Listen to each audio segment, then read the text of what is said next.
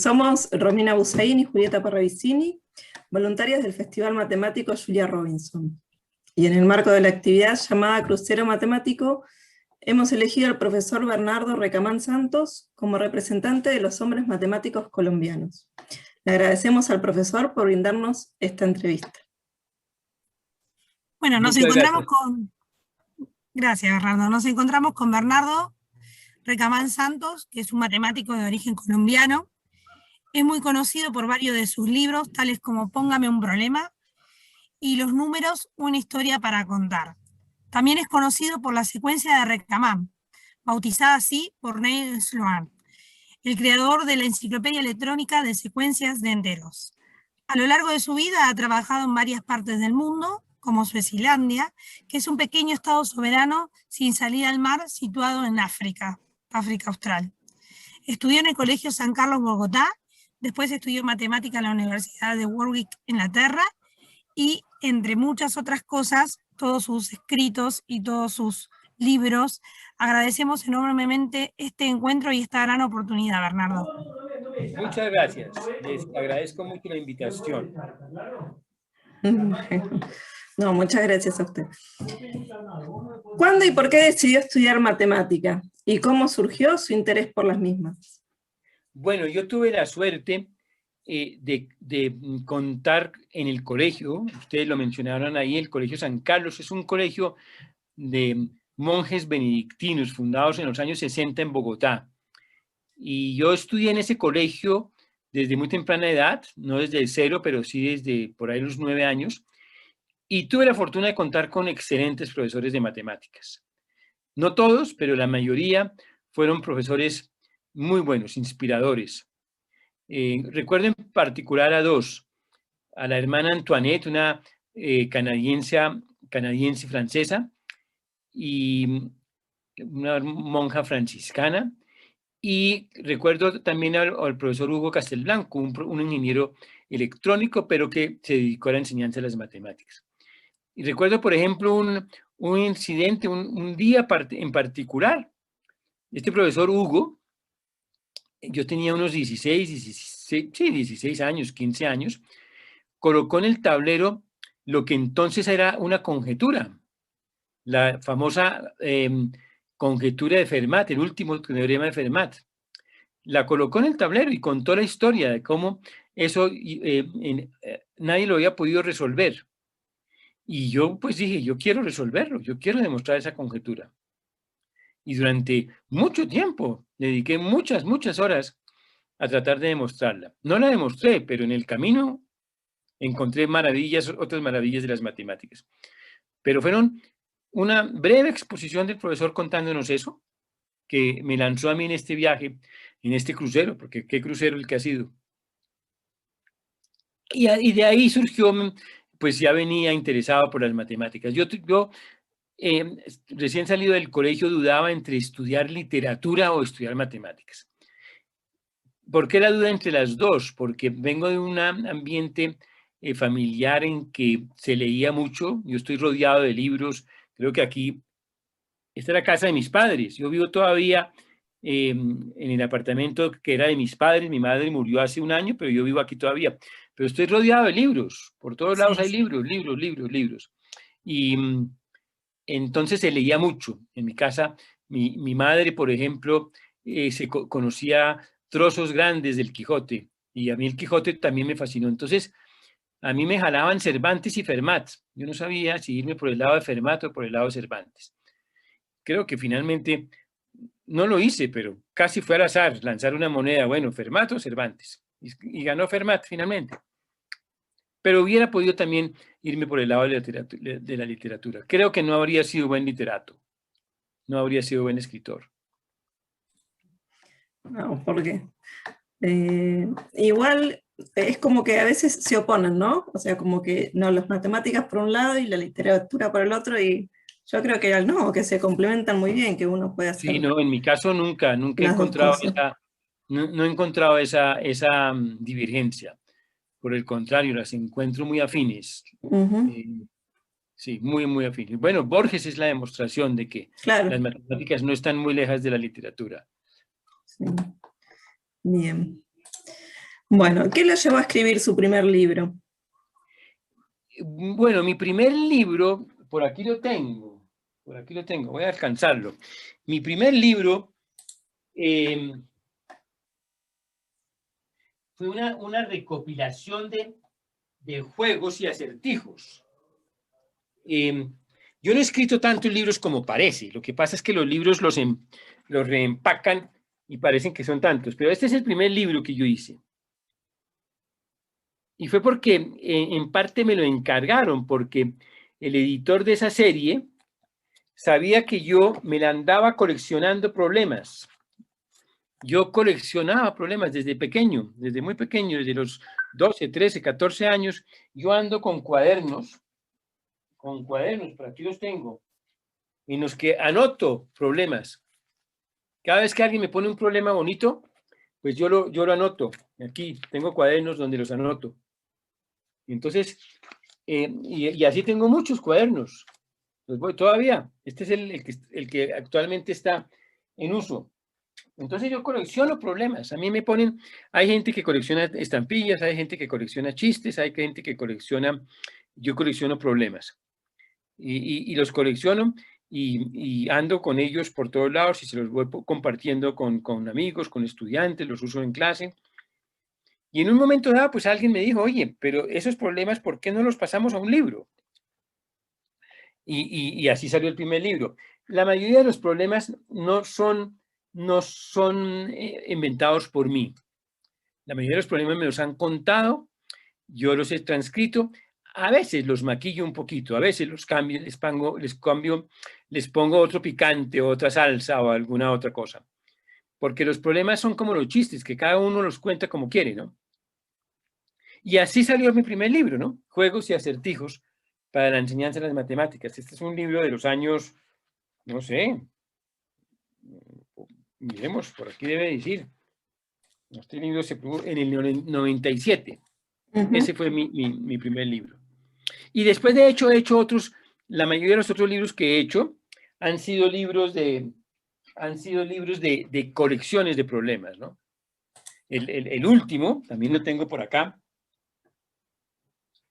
El último estaba por acá. Ah, sí, aquí está. El último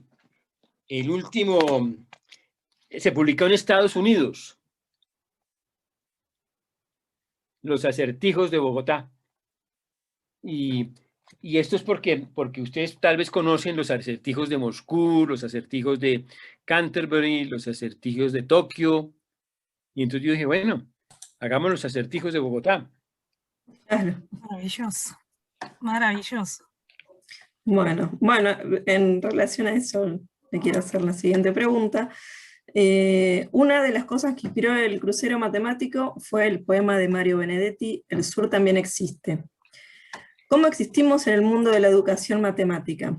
¿Cuáles son nuestras contribuciones mayores como latinoamericanos?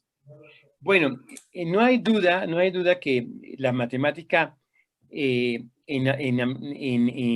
nuestro continente, desde el Río Grande para abajo, para no hablar solo de México para abajo, están pasando un momento maravilloso. La matemática en nuestro continente existe ya y existe vigorosamente. Y hay muchas demostraciones de que eso es cierto. Cada vez hay más matemáticos latinoamericanos haciendo trabajos muy importantes en universidades internacionales de todo el mundo. Si uno se pone a revisar las revistas de matemáticas actuales, las más importantes de todo el mundo, y revisa los autores de los artículos, verá con mucha frecuencia artículos escritos por latinoamericanos en colaboración, a veces ellos solos o en colaboración con matemáticos de todo el mundo. La presencia de los matemáticos en universidades europeas, americanas, es cada vez más grande.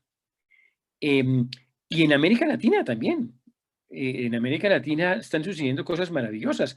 No todos los matemáticos latinoamericanos se han ido, muchos se han quedado y están haciendo cosas maravillosas acá, en nuestras universidades. Allá en la UBA, en Chile, en Brasil, ni se diga, en Perú. Hay matemáticas vigorosas en México. En México, la UNAM es una maravilla, es un real potencia de matemáticas, y se está haciendo matemáticas, investigación de punta. Son numerosísimos los matemáticos latinoamericanos ahí trabajando hoy y haciendo contribuciones importantísimas. La matemática no tiene nacionalidad, ¿no? No hay matemática ucraniana, no hay matemática polaca, no hay matemática peruana. La matemática es una, afortunadamente. Pero es evidente que se ubica geográficamente, ¿no? Pero la matemática que este continente está dando es una matemática importante que, aunque no tiene nacionalidad, sí tiene su carácter, ¿no? Sí tiene su espíritu. El espíritu colaborativo de los latinoamericanos es muy grande. Una cosa que está sucediendo es la integración de los matemáticos latinoamericanos. Eso es maravilloso.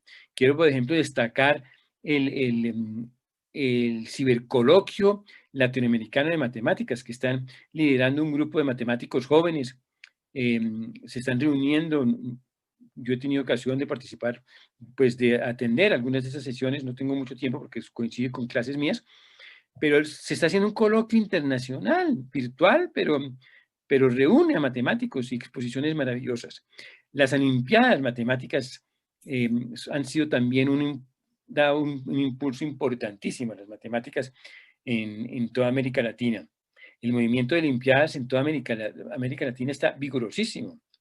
En estos días oía yo la noticia que un grupo de chicas mexicanas había quedado entre los primeros puestos en las Olimpiadas Europeas de Matemáticas.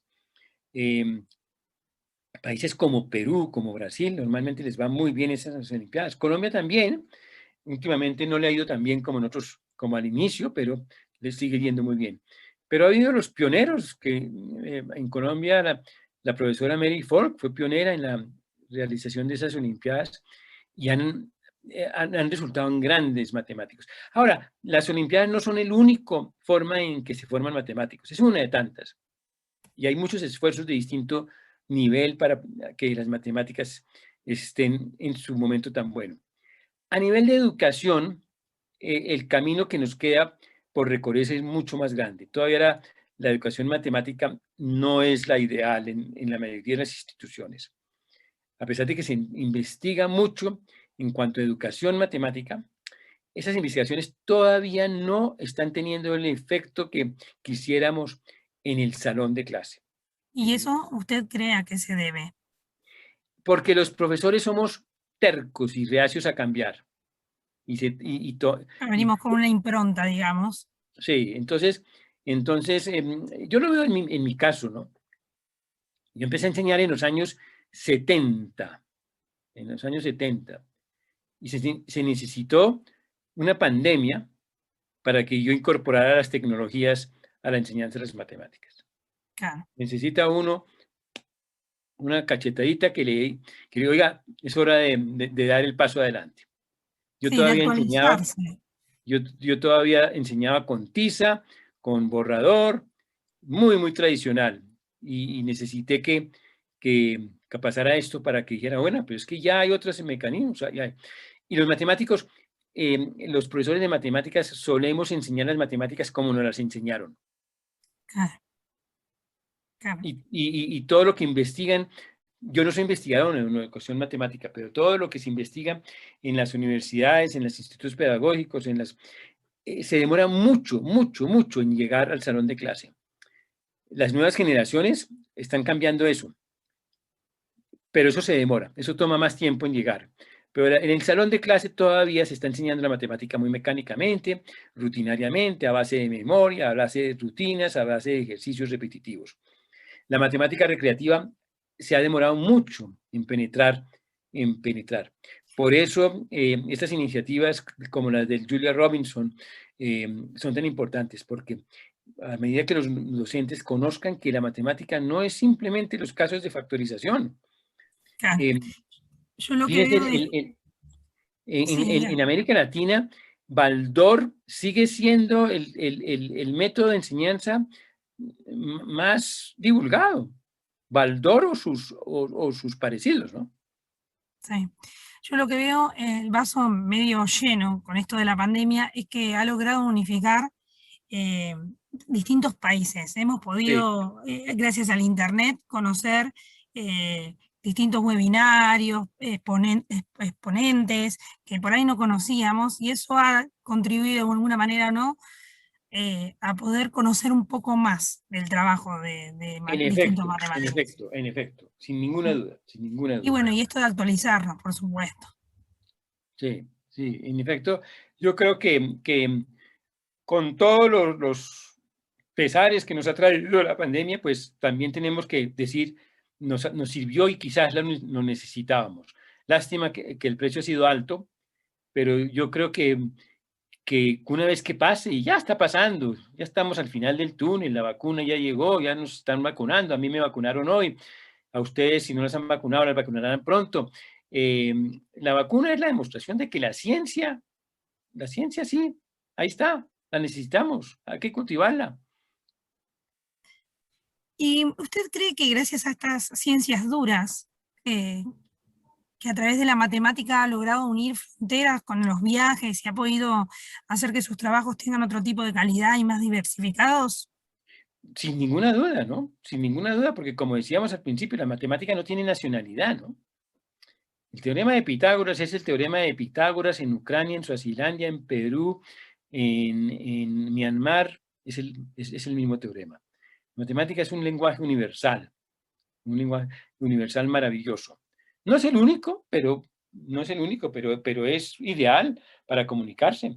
Y eso lo vemos nosotros en las publicaciones, en las revistas matemáticas, que hoy en día la matemática la está haciendo un investigador en Nueva Zelanda que se sienta a distancia con uno en Perú, con otro en Uzbekistán, los tres se sientan, no se han visto nunca como ustedes y nosotros que nos estamos viendo por aquí, y se sientan y resuelven algún problema, plantean algún problema, amplían algún problema. Eso es maravilloso. Y tienen el mismo lenguaje, hablan en el Y mismo tienen código matemático. el mismo Claro, lenguaje. No es que eso sea de ahora, ¿no?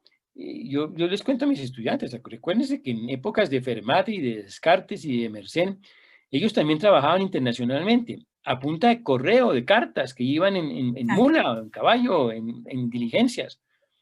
Entonces la matemática tiene esa tradición internacional desde siempre. Pero sin ninguna duda, se ha potenciado eso de una manera maravillosa. Y la prueba Sí. son ustedes en Argentina, yo en Colombia. El crucero dentro de 8 días, el sábado, nos va a convocar en 20, 25 países. Vamos a estar ahí todos reunidos hablando de lo mismo, de nuestro amor por las matemáticas, que es Es finalmente lo que maravilloso. somos. Es maravilloso, totalmente maravilloso. Mm. Y de acuerdo a su experiencia, ¿cómo definiría a la matemática? Y como dicen los niños, ¿para qué sirven? ¿Para qué me sirve estudiar matemáticas, saber Mire, matemáticas? la definición de las matemáticas es algo que no nos hemos podido poner de acuerdo en 10.000 años, ¿no? No nos hemos podido poner de acuerdo qué son las matemáticas. Hay definiciones. El estudio de patrones, el estudio de formas, el estudio de los números. Eso muestra que las matemáticas son muchas cosas a la vez. El hecho de que no la podamos definir es un buen síntoma de lo que la matemática es, que es tantas cosas a la vez. Son Claro, muchas cosas a la vez. A mí me pasa lo que le pasaba a un filósofo, que yo sé que son las matemáticas hasta el momento que me las preguntan. Eso le pasaba a algún filósofo, San Agustín, creo, San Santo Tomás, que decía a mí, yo sé qué es el tiempo hasta que me preguntan qué es el tiempo, pero una vez que me preguntan ya no sé. Yo sé qué son las matemáticas, pero que no me pregunten. ¿Pero qué es el estudio de patrones? Es el estudio de... Finalmente es el estudio de la naturaleza, porque finalmente lo que hace la matemática es entender la naturaleza de las cosas, de los movimientos, de los números, de los patrones que hay. sí, divino. ¿Por qué piensa que los niños le temen a las matemáticas o dicen que las matemáticas son solo para genios que son aburridas? Yo creo que un No, poco le eso, contestamos mire, anteriormente. no, de eso yo no tengo ninguna duda. La culpa es de nosotros docentes. Sí, ninguna Sí. duda. Como Miren, veníamos hablando anteriormente, que venimos yo con no un tengo ninguna bagaje. duda. Yo no conozco a nadie que odie la música. Y no debería haber nadie que odie las matemáticas. Lo que pasa es que hay una diferencia entre la música y la matemática, que la música, pues uno prende o pone la música y no necesita intermediación, aunque claro, están los cantantes y los compositores y los intérpretes, pero la intermediación es más inmediata. Claro. Yo tengo acceso a buena música con más facilidad que acceso a buenas matemáticas. No necesito un intérprete tan virtuoso.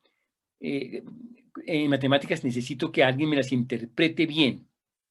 ¿Y quiénes son esos intérpretes? Pues somos los docentes.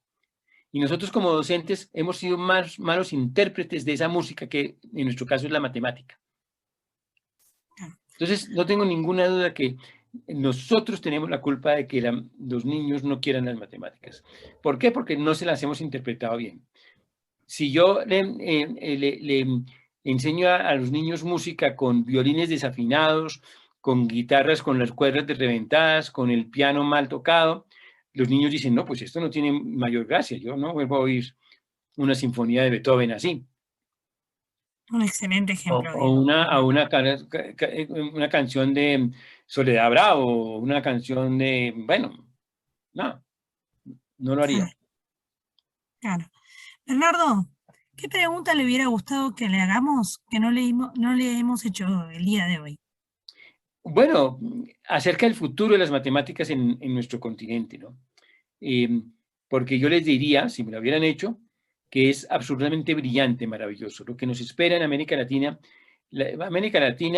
yo creo que va a ser la siguiente sorpresa en el mundo de las matemáticas. Ya la matemática durante siglos, la matemática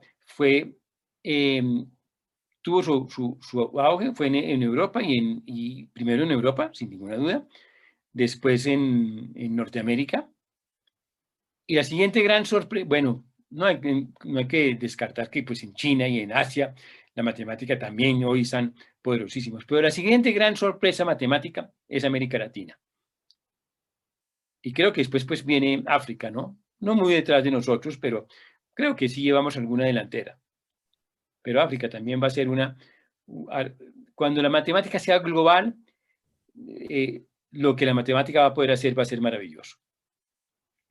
Excelente, Bernardo, le agradecemos mucho, pero muchísimo haberse conectado hoy y habernos brindado esta entrevista que para nosotros es muy importante. Con mucho gusto, les agradezco mucho y ya nos veremos el próximo sábado. En el crucero matemático. Un lujo, Bernardo, muchas gracias. Placer. Bueno, que estén muy bien, muchas gracias. Muy amable, gracias, Bernardo, muchas gracias. Adiós.